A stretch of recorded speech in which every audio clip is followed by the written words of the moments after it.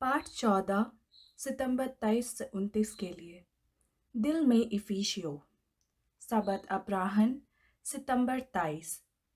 इस सप्ताह के पाठ के लिए पढ़े इफिसियो 1 का 6। याद वचन लिया गया है इफिसियो 2 का 8 से 10।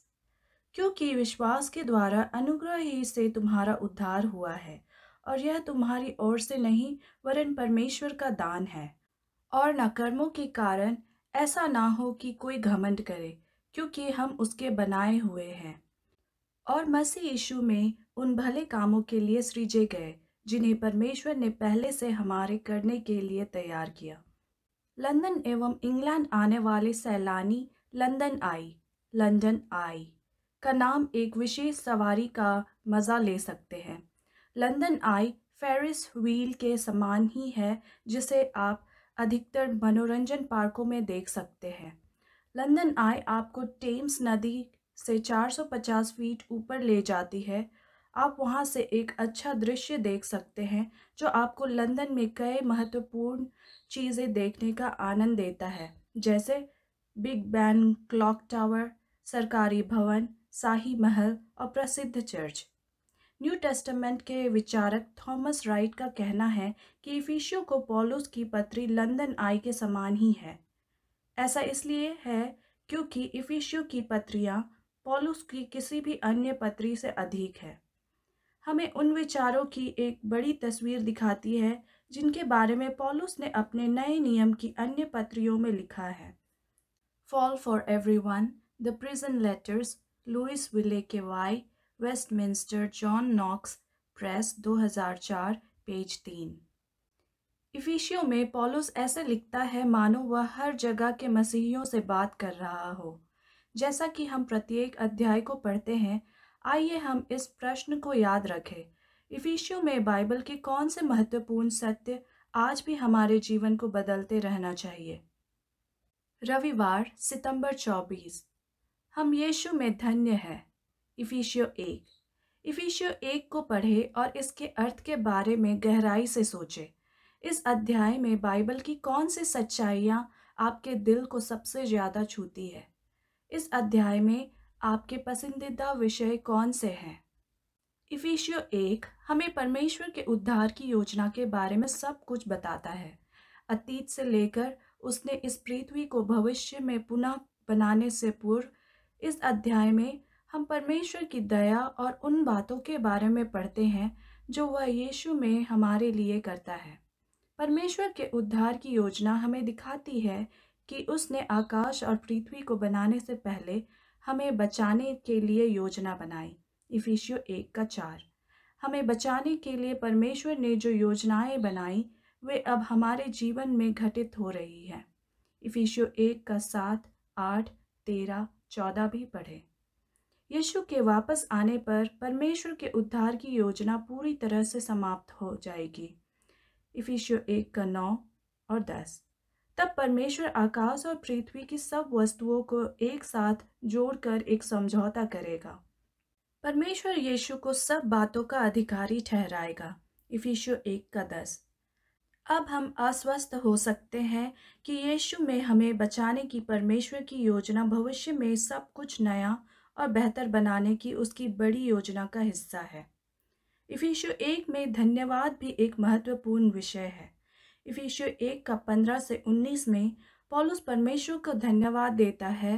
पौलुस प्रार्थना करता है कि मसीही बचाए जाने के आनंद का अनुभव करेंगे। पौलुस हमें अपना ध्यान यीशु पर लगाने में मदद करता है, जो मरे हुओं में से जी उठा है। यही यीशु स्वर्ग में चला गया, जहाँ परमेश्वर ने उसे हर एक सामर्थ्य, अगुआ और सरकार के ऊपर सदा के लिए रखा। इफिसियों 1 का 20 से 23। परमेश्वर हमें अपने पुत्र यीशु में अपनी दया दिखाता है, जो हमारे पापों के लिए मरा। परमेश्वर की दया में हमारे विश्वास के द्वारा अब हम यीशु के साथ स्वर्ग में रह सकते हैं। पौलुस हमें बताता है कि परमेश्वर ने हमें दुनिया के बनने से पहले मसीह से संबंधित होने के लिए चुना। उसने हमें पवित्र और उसकी दृष्टि में बिना दोष के होने के लिए चुन लिया है। उसने हमसे प्रेम किया। इफिसियों 1 का 4। इस पद का क्या अर्थ है, इस पर विचार करें।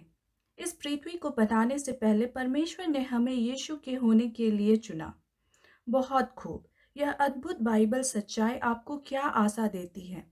बाइबल की यह सच्चाई आपको क्या बताती है कि परमेश्वर आपको कितना बचाना चाहता है? सोमवार सितंबर 25। मसीहियों की सहभागिता। इफिसियों 2। इफिसियों 2 को पढ़ें। जैसा कि आप पढ़ते हैं, इस प्रश्न का उत्तर देने का प्रयास करें। परमेश्वर और उसके पुत्र ने हमारे लिए क्या किया है? इफिसियों 2 का 1 से 10 में पौलुस भयानक जीवन के बारे में बात करता है जो उसके पाठकों ने अतीत में यीशु से मिलने से पहले जिया था। पापियों के रूप में वे परमेश्वर और उसकी व्यवस्था के विरुद्ध लड़ रहे थे। शैतान और पाप ने उसके जीवन को नियंत्रित किया। इफिसियों 2 का 1 से 3। परमेश्वर ने इन पापियों के लिए क्या किया? वह हमारे लिए वही करता है। पहला, परमेश्वर ने हमें यीशु के साथ जीवित किया। यीशु का पुनरुत्थान या मरे हुओं में से जिलाया जाना परमेश्वर का हमारे लिए नया आत्मिक जीवन और स्वर्ग में अनंत जीवन का वादा है। दूसरा, परमेश्वर हमें यीशु के साथ स्वर्ग में ले गया। इसलिए स्वर्ग जाने पर यीशु को जो सम्मान मिला वह भी हमारा है। तीसरा, स्वर्ग में परमेश्वर ने हमें यीशु के साथ बिठाया। यीशु को राजाओं के राजा का ताज पहनाया गया। उसका मुकुट हमारा मुकुट है। इफिसियों 2 का 4 से 7। हम केवल देखने वाले नहीं हैं जो यीशु के साथ हुए अद्भुत चीज़ों को देखते हैं। परमेश्वर चाहता है कि हम इन अद्भुत अनुभवों को अपने लिए जिए। परमेश्वर हमारे लिए ये चीज़ें क्यों करता है?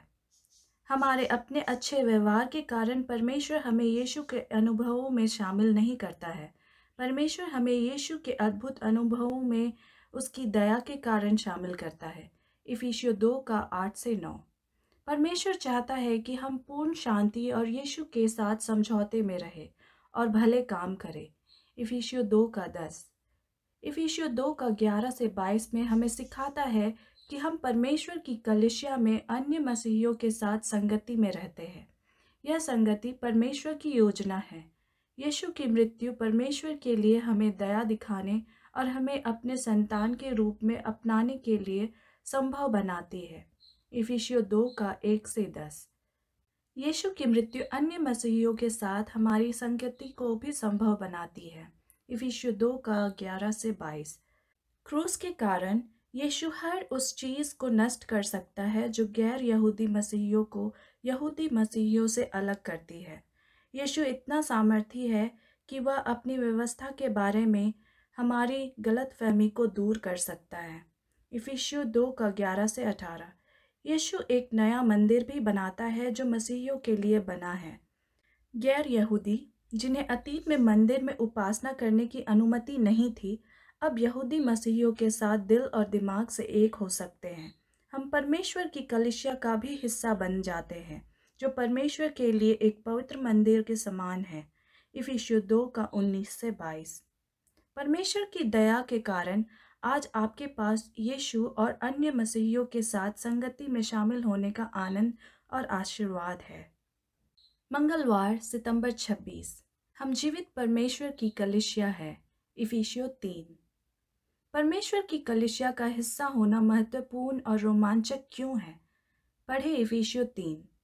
इफिसियों 3 में पौलुस कलीसिया के बारे में एक रिपोर्ट देता है।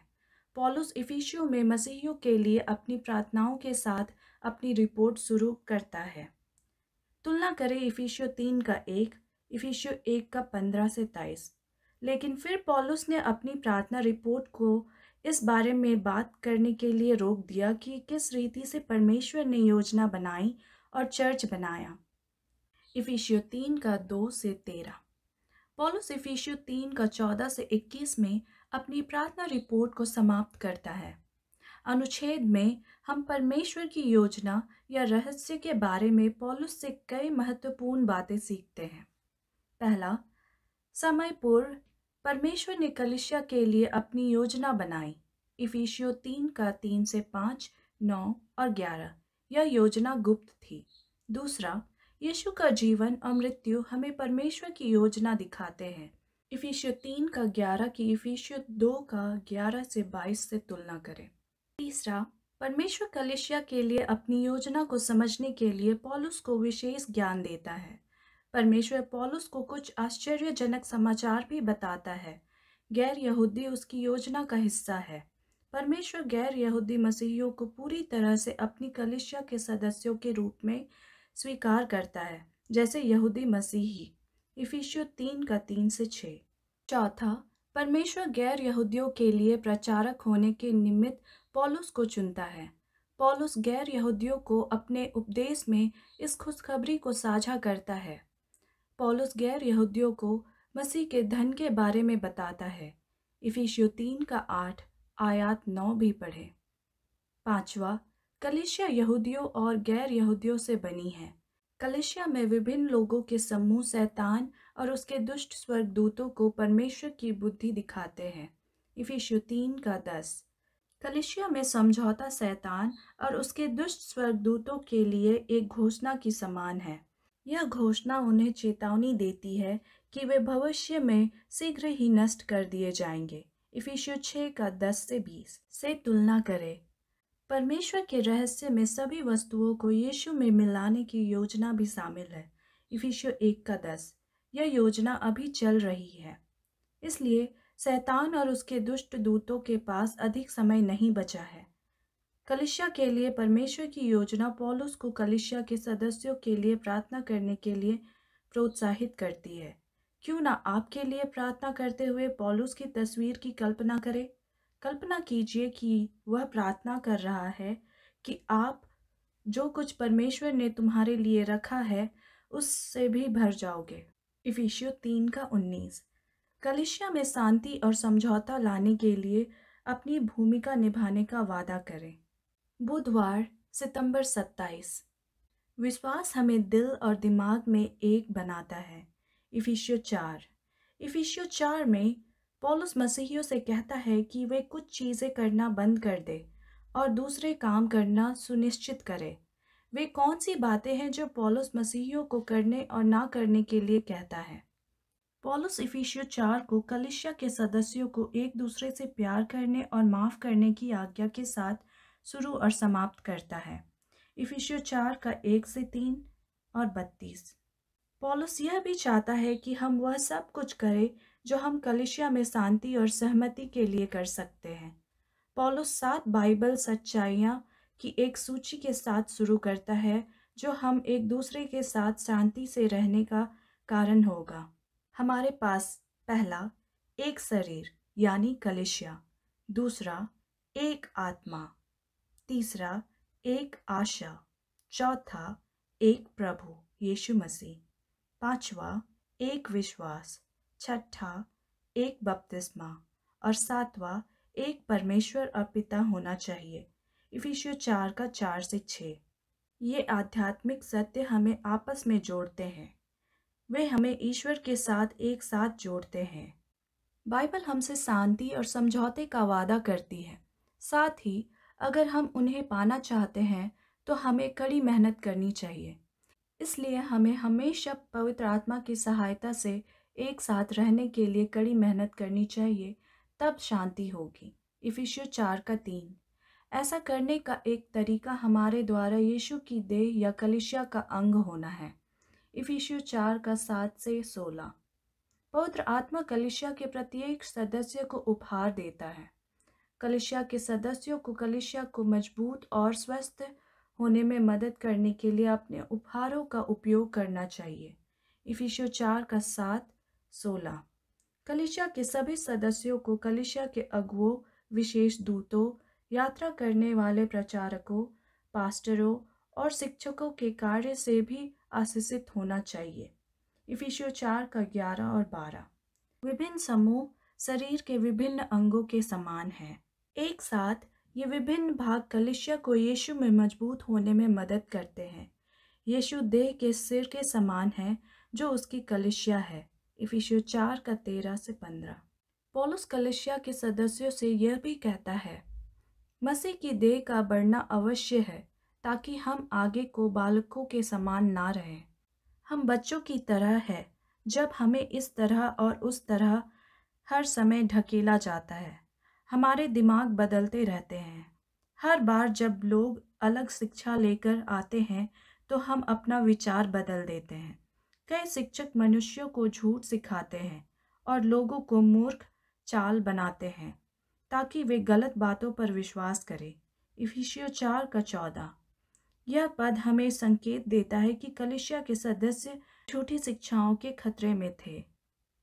पौलुस कलीसिया के सदस्यों को अतीत की तरह कठोर हृदय रखने से बचने के लिए कहता है। इफिसियों 4:17-24। पौलुस उन्हें क्रोध और मतलबी और गंदे शब्दों से बचने के लिए भी कहता है। उन्हें प्रेम पूर्ण शब्द कहने चाहिए। इफिसियों 4:25-31। और एक दूसरे को क्षमा करना चाहिए। इफिसियों 4:32। बृहस्पतिवार सितंबर 28। दया प्राप्त करना और देना।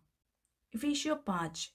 इफिसियों 5 को पढ़े और सोचे कि कैसे पौलुस हमसे अपने मित्रों, सहकर्मियों और परिवार के सदस्यों को सुसमाचार सुनाने के लिए कहता है। पौलुस क्या कहता है जो आपके लिए सबसे ज़्यादा मायने रखता है?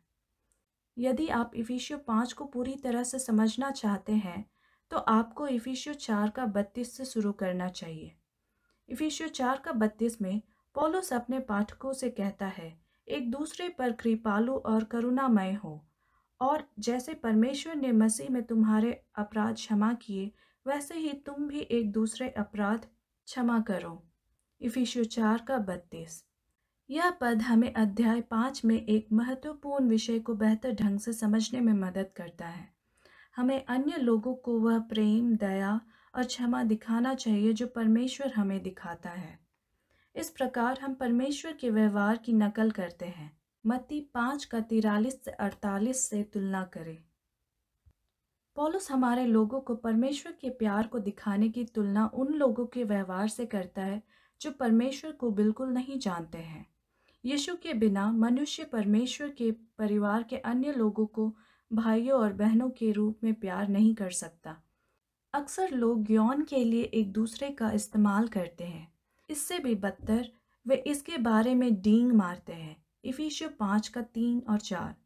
पौलुस चेतावनी देता है कि यह व्यवहार उस राज्य का हिस्सा नहीं होगा जो परमेश्वर अपने लोगों के लिए बना रहा है। इफिसियों 5:5-7। मसीहियों को उस तरह का व्यवहार करना बंद कर देना चाहिए जैसा उन्होंने अतीत में किया था। उन्हें पवित्र जीवन जीना चाहिए और परमेश्वर का प्रेम दिखाना चाहिए। इफिसियों 5:8-10। फिर से पौलुस हमें बुरे व्यवहार और गुप्त पाप करने से दूर रहने की चेतावनी देता है। इफिसियों 5:11-12। हमें वैसे ही रहना चाहिए जैसे यीशु जिया था। इफिसियों 5:13-14। हमें मतवाला नहीं होना चाहिए। हमें पवित्र जीवन जीना चाहिए। मसीही होने के नाते हम उस समय का सर्वोत्तम उपयोग करेंगे जो परमेश्वर हमें देता है। हम परमेश्वर को उसके प्रेम के लिए धन्यवाद देंगे। इफिसियों 5:15-21 पढ़ें। पौलुस यह भी चाहता है कि मसीही पतियों और पत्नियों को अपने विवाहों में परमेश्वर का प्रेम दिखाना चाहिए। क्रूस पर हमारे लिए यीशु का प्रेम वह उदाहरण है जिसका मसीही पतियों को अनुसरण करना चाहिए। इफिसियों 5:25-33। जिस प्रकार कलीसिया यीशु के प्रति निष्ठावान है, उसी प्रकार पत्नी को भी अपने पति का आदर करना चाहिए और उसके प्रति निष्ठावान रहना चाहिए। इफिसियों 5:22-24। पतियों और पत्नियों को यौन उपहार का उपयोग स्वार्थी या बुरे तरीके से नहीं करना चाहिए। पति पत्नी को एक दूसरे से अनमोल खजाने की तरह प्यार करना चाहिए।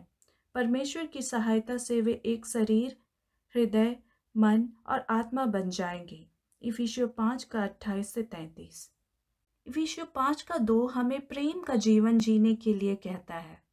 पद 2 हमें यह समझने में कैसे मदद करता है कि पद 1 में पौलुस का क्या अर्थ है जब वह कहता है कि परमेश्वर के समान बनने की कोशिश करो। शुक्रवार सितंबर 29। अतिरिक्त विचार। हम इफिसियों 6 के साथ अपना अध्ययन समाप्त करते हैं।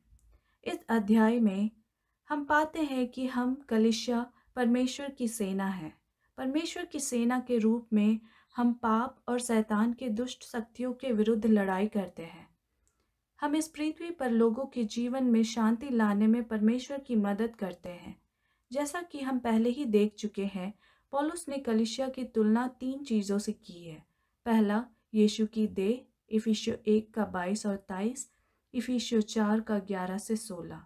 दूसरा, परमेश्वर का मंदिर, इफिसियों 2 का 19 से 22।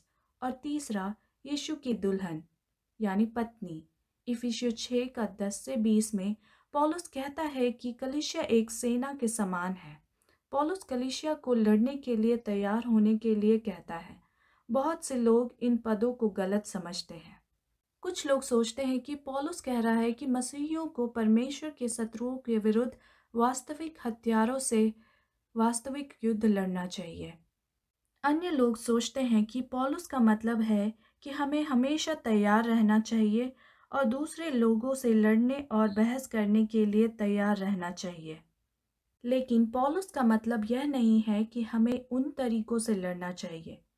याद रखें, पौलुस ने कहा कि हमें मसीहियों के रूप में शांति और समझौते में होना चाहिए। हमें एक दूसरे को प्रोत्साहित करना चाहिए और प्रेमपूर्ण होना चाहिए। इफिसियों 4 का 25 से लेके 5 का 2 पढ़ें। पौलुस समझाता है कि परमेश्वर का सुसमाचार शांति के बारे में एक संदेश है।